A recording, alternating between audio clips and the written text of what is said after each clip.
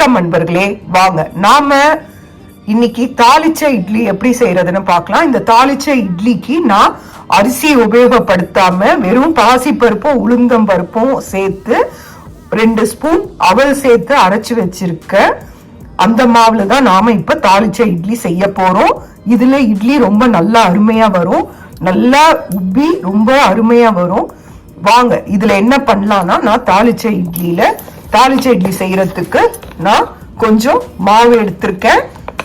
இந்த மாவுல என்ன செய்யலான்றத நாம பார்க்கலாம். தாளிச்ச இட்லி செய்யறதுக்கு நான் கேரட் கொஞ்சம் துருவி எடுத்திருக்கேன், கறிவேப்பிலை எடுத்துக்கோங்க, கொஞ்சம் கொத்தமல்லி, கொஞ்சம் இஞ்சியை நல்லா துருவி எடுத்துக்கோங்க. நான் 2 பச்சை மிளகாய் சேர்த்திருக்கேன். நாம இப்போ ஒரு பேன்ல 1 ஸ்பூன் எண்ணெய் விட்டுக்கலாம். எண்ணெய் காஞ்சதும் கடுகு, கடலைப்பருப்பு, உளுத்தம்பருப்பு ஒரு ஸ்பூன் சேர்த்துக்கலாம். பாருங்க, பேன்ல எண்ணெய் 1 ஸ்பூன் எடுத்திருக்கேன், இது காஞ்சிடுச்சு. இப்ப நான் இதுல கடுகு, உளுத்தம்பருப்பு, கடலைப்பருப்பு சேர்க்கிறேன். இதுல கடுகு, உளுத்தம்பருப்பு போட்டாச்சு. இது நல்லா ஃப்ரை ஆகட்டும், நல்லா வதங்கட்டும். அதுக்கு பிறகு இதுல நாம துருவி வச்ச இஞ்சியை சேர்த்துக்கலாம்.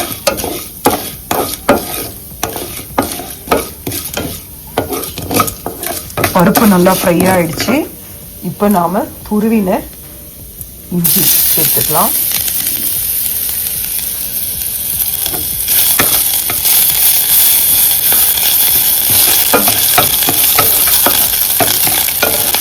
உங்களுக்கு விருப்பம் இருந்தா இதுல கொடமிளகா பொடியா நறுக்கி போட்டுக்கலாம், பச்சை பட்டாணி சேர்த்துக்கலாம்,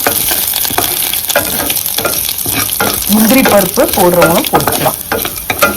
போட்டு இதுல இட்லி செஞ்சீங்கன்னா ரொம்ப நல்லா இருக்கும். இந்த இட்லி இது நம்ம சாப்பிட்ற நார்மல் இட்லியோடையே இது ரொம்ப அருமையா இருக்கும். இப்போ ஸ்டவ்வை ஆஃப் பண்ணிடுங்க. ஆஃப் பண்ணிட்டு நாம வச்சிருக்க கேரட், கறிவேப்பிலை, கொத்தமல்லி, பச்சை மிளகாய்னா இதுல சேர்த்துடலாம். இதை நல்லா கலந்து விட்டுருங்க. கலந்து விட்டுட்டு இதை நீங்க இட்லி மாவுல சேர்த்துருங்க. உங்களுக்கு இது ஈஸியா வேணும்னா நான் சொன்ன மாதிரி குடமிளகா, பச்சை பட்டாணி இதெல்லாம் சேர்த்துக்கோங்க, முந்திரி பருப்பு இதெல்லாம் சேர்த்துக்கோங்க. இல்ல பசங்க அதெல்லாம் சாப்பிட மாட்டாங்கன்னா நீங்க வெறுமனே கேரட் மட்டும் போட்டு கூட செஞ்சு கொடுக்கலாம். இது உடம்புக்கு நல்ல ஹெல்த்தியும் கூட. இதை செஞ்சு பாருங்க, இது ரொம்ப சுலபமா செஞ்சிடலாம். இதை செஞ்சு பாருங்க. பீட்ரூட் கூட சேர்க்கலாம். உங்களுக்கு என்ன வெஜிடபிள்ஸ் போடணுமோ போட்டுட்டு நீங்க இந்த இட்லியை செய்யலாம். இப்ப இதை நான் மாவுல போட்டுடுறேன். இப்ப நாம தாளிச்ச பொருள் எல்லாம் இதுல சேர்த்தாச்சு.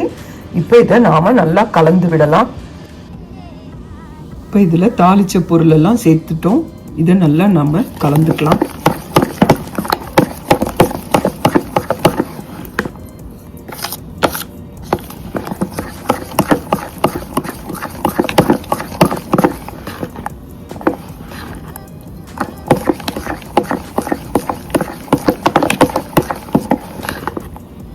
இப்போ இட்லி பானையை தண்ணி விட்டு அடுப்புல கொதிக்க வைங்க.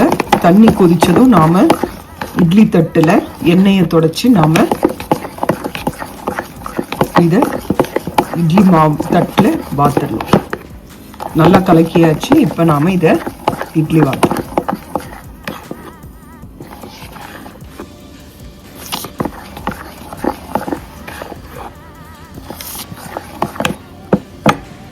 இப்போ இட்லி தட்டுல எண்ணெயை தொடச்சி நாம இப்போ ஒவ்வொரு குழியிலையா நாம இட்லி வாத்துடலாம்.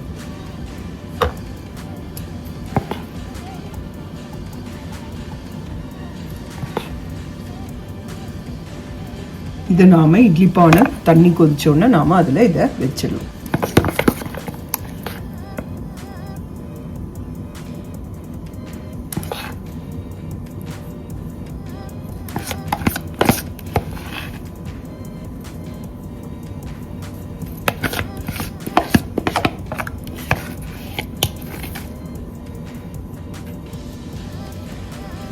இப்போ நாம இட்லி பானையில தட்டை வச்சிட போறேன்.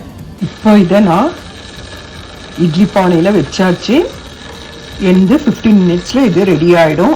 ஏன்னா 8 இட்லி தான், 15 மினிட்ஸ்ல ரெடி ஆயிடும். அதே மாதிரி நீங்க உங்க இட்லி பானைக்கு ஏற்ற அளவுல நீங்க வச்சு நிப்பாட்டிடுங்க. இன்னொரு தட்டும் வச்சாச்சு. உங்களுக்கு இது ரெடியான பிறகு உங்களுக்கு நான் காட்டுறேன். இது பாருங்க, மூடி போட்டு வச்சாச்சு. எனக்கு 15 மினிட்ஸ் பொறுத்தோன்னு உங்களுக்கு நான் இது காட்டுறேன். இட்லி வெந்துருச்சுங்க பாருங்க, கையில ஒட்டவே இல்லை, நல்லா எழும்பி வந்துருக்கு பாருங்க புஷ்ஷுன்னு. இதை பாருங்க, சூப்பரா இருக்குங்க. இது ஆறின பிறகு உங்களுக்கு நான் எடுத்து காட்டுறேன். இட்லி பாருங்க சூப்பரா ரெடி ஆயிடுச்சு. ரொம்ப நல்லா இருக்கு, டேஸ்டா இருக்கு.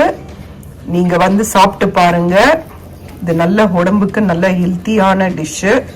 இதை செஞ்சு பாருங்க. செஞ்சு பார்த்துட்டு சாப்பிட்டுட்டு இது உங்களுக்கு பிடிச்சிருந்தா கண்டிப்பா லைக் பண்ணுங்க. உங்க வீட்லயும் இதை செஞ்சு பாருங்க. இது கண்டிப்பா நல்லா இருக்கும். இது நல்லா இருக்காதுன்னு யோசிக்காதீங்க. நீங்க ட்ரை பண்றதுக்கு முதல்ல கால் கப்பு போட்டு கூட செஞ்சு பாருங்க. பிடிச்சிருந்தா அதிகமாவே போட்டு இனிமேல் நீங்க ரெகுலராகவே இதை செய்ய ஆரம்பிச்சிடுவீங்க. அதனால செஞ்சு பாருங்க. செய்யாம இது நல்லா இருக்குமா நல்லா இருக்காதுன்னா யோசிக்காதீங்க. கண்டிப்பா இது நல்லா இருக்கும். பாருங்க, இதை நான் இட்லியை போடுறேன் பாருங்க, எவ்வளவு நல்லா சாஃப்டா இருக்கு பாருங்க. இங்க பாருங்க,